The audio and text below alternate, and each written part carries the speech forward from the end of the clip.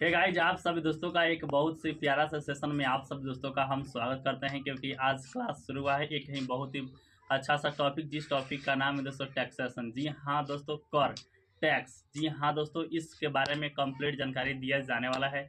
ठीक है, तो चलिए इस क्लास को हम लोग करते हैं। उसके बाद आप सब दोस्तों को बताते हैं कि आज के क्लास से क्या कुछ नया सीखने को मिलता है दोस्तों। ठीक है, तो वीडियो में आप सब दोस्तों बने रहिएगा, और चैनल को सब्सक्राइब नहीं किया तो यार सब्सक्राइब कर लीजिए। और जो भी नोट्स और PDF चाहिए तो आप हमारे टेलीग्राम चैनल के साथ जुड़ सकते हैं दोस्तों। ठीक है, तो चलिए पढ़ते हैं, उसके बाद आप सब दोस्तों से मिलते हैं।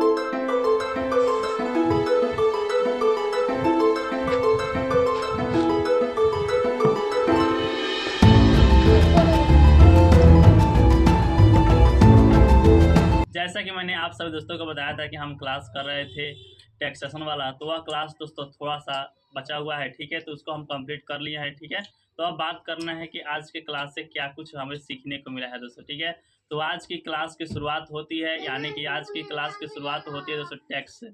सबसे बड़ा सवाल आता है कि टैक्स कहते किसे हैं दोस्तों। ठीक है, तो टैक्स उसे कहते हैं, वह भुगतान होता है जिसे सरकार लगा देती है, उसे व्यक्तियों को या कंपनी को पेमेंट करना ही पड़ता है दोस्तों। ठीक है, यह अप्रत्यक्ष रूप से भी हो सकता है या प्रत्यक्ष रूप से भी हो सकता है दोस्तों। ठीक है, अब बात कर लेते हैं जो टैक्स होता है, यह 3-4 प्रकार का होता है दोस्तों। ठीक है, पहला है कि जो टैक्स टैक्स किस पर लगता है, तो टैक्स एक अमाउंट पर लगता है। एक होता है दोस्तों ड्यूटी। ड्यूटी किस पर लिखे, ड्यूटी मतलब शुल्क, यह किस पर लगता है, तो यह दोस्तों उस पर लगता है जो जो सामान है उस पर लगता है दोस्तों। ठीक है, सामान कहने का मतलब है कि उसके पास वजन हो, मात्रा हो, इस पर लगेगा टैक्स, तो उस हम कहेंगे ड्यूटी टैक्स लग रहा है दोस्तों। एक होता है फी, तो फी किस पर लगता है, मान लीजिए कोई सरकार हमें हमें सेवा दे रही है, उस सेवा के बदले में जो टैक्स लगता है उसे हम लोग कहते हैं फी। एक होता है टैरिफ, आयात और निर्यात के बदले जो टैक्स लगता है उस टैक्स का नाम है दोस्तों टैरिफ टैक्स दोस्तों। ठीक है, ये था कुछ टैक्स के बारे में महत्वपूर्ण जानकारी। उसके बाद दोस्तों पढ़ा हुआ है टैक्स सरकार लगाती ही क्यों है दोस्तों। ठीक, टैक्स लगाने के क्या उद्देश्य होते हैं सरकार का, तो आइए आपको बताते हैं। सबसे बड़ा उद्देश्य यह होता है कि इससे सरकार को इनकम प्राप्त होता है दोस्तों। ठीक है, जैसे सरकार को इनकम प्राप्त होता होगा उसके बाद वह व्यय करना शुरू कर देगी दोस्तों। ठीक है, पहला उद्देश्य यह हो गया। दूसरा उद्देश्य यह होता है दोस्तों, देश की आर्थिक समृद्धि का विकास होता है। तीसरा तीसरा उद्देश्य यह हो गया कि दोस्तों इससे मुद्रास्फीति का कंट्रोल होता है दोस्तों, नियंत्रण होता है।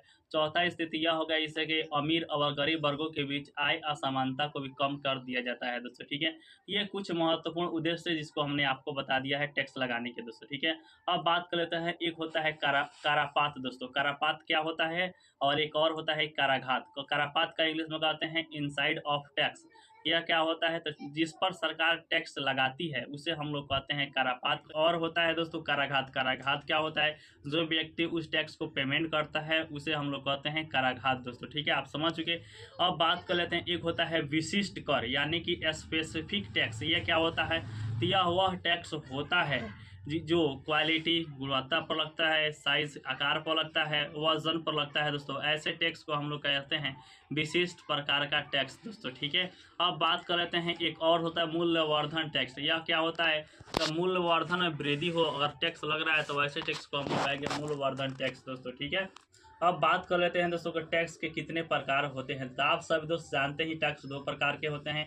एक होता है दोस्तों डायरेक्ट टैक्स और दूसरा होता है इनडायरेक्ट टैक्स दोस्तों। ठीक है, तो आइए आपको बारी बारी से बताते हैं डायरेक्ट टैक्स और इनडायरेक्ट टैक्स में क्या अंतर होता है दोस्तों। ठीक है, तो डायरेक्ट टैक्स वह टैक्स होता है जिस पर लगता है वहीं उसका पेमेंट करता है दोस्तों। ठीक है, वहीं बात की जाए इनडायरेक्ट है, तो इनडायरेक्ट टैक्स वह टैक्स होता है जिस पर लगता है वह भी पेमेंट कर सकता है या कोई दूसरा व्यक्ति भी पेमेंट कर सकता है दोस्तों। ठीक है, और बात की जाए दूसरा अंतर की, तो ये इसमें जो होता है कराघात और करापात प्रणाली एक ही व्यक्ति पर निर्भर होता है दोस्तों। ठीक है, डायरेक्ट टैक्स में। वहीं इनडायरेक्ट टैक्स की बात की जाए तो करापात और कराघात प्रणाली एक व्यक्ति से दूसरे व्यक्ति पर शिफ्ट हो सकता है दोस्तों। ठीक है, और बात कर लेते हैं इसका जो डायरेक्ट टैक्स है, इसका भार सिर्फ एक व्यक्ति पर होता है, और यहाँ पर इनडायरेक्ट टैक्स में बात की जाए तो इसका भार किसी अन्य व्यक्ति पर भी हो सकता है दोस्तों। ठीक है, अब बात कर लेते हैं, जो इसका भार होता है डायरेक्ट टैक्स में एक व्यक्ति से दूसरे व्यक्ति पर ट्रांसफर नहीं हो सकता, यानी कि हस्तांतरित नहीं हो पाता है। लेकिन इनडायरेक्ट टैक्स में एक व्यक्ति से दूसरे व्यक्ति के पास हस्तांतरित हो सकता है दोस्तों। ठीक है, अब बात कर लेते हैं, जो डायरेक्ट टैक्स होता है सामान्यतः व्यक्ति या कंपनी पर लगता है, लेकिन जो इनडायरेक्ट टैक्स होता है वो वस्तु और सेवाओं पर लगता है दोस्तों, ठीक है। अब बात कर लेते हैं एक एक एग्जाम्पल की। तो डायरेक्ट टैक्स में आता है आयकर यानी कि इनकम टैक्स आता है। वहीं बात की जाए इनडायरेक्ट टैक्स में, तो इनडायरेक्ट टैक्स में आता है क्या, आपका जीएसटी दोस्तों, ठीक है। उसके बाद दोस्तों पढ़ाया हुआ है टैक्सेशन सिस्टम दोस्तों, ठीक है, कराधान प्रणाली। तो ये 4 कराधान प्रणाली को बताया गया है, टैक्सेशन सिस्टम को बताया गया है। आइए आपको बारी बारी से बता देते हैं और इस क्लास को वाइंड अप करते हैं दोस्तों, ठीक है।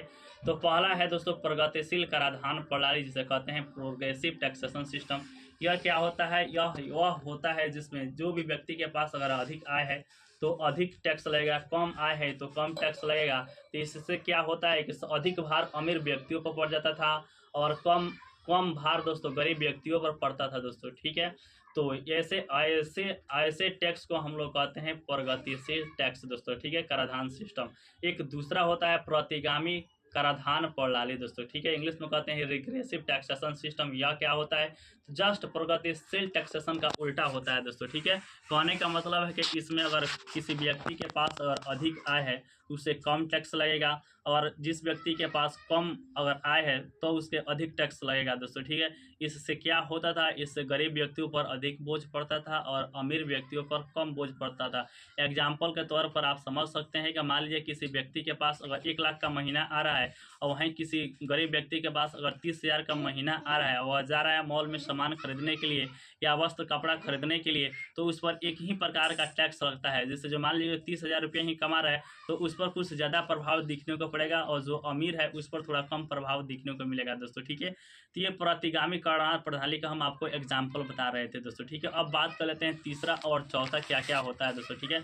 एक होता है दोस्तों अनुपातिक कराधान प्रणाली दोस्तों, ठीक है, प्रोपोर्शनल टैक्सेशन सिस्टम। यह क्या होता है, इसमें यह होता है दोस्तों कि आय यानी कि आय ज़्यादा हो या कम हो दोस्तों, ध्यान दीजिएगा, इसमें आय किसी व्यक्ति की आय ज़्यादा हो जाए या कम हो जाए तभी टैक्स समान लगेगा दोस्तों, ठीक है। तो टैक्स समान लगे कहने का मतलब एक ग्राफ के माध्यम से हम आपको बताएंगे दोस्तों, ठीक है। तो यहाँ पे हम आपको सामने एक्स एक्सिस पर हमने लिख दिया है इनकम और वाई अक्ष पर हमने लिख दिया है टैक्स रेट दोस्तों, ठीक है।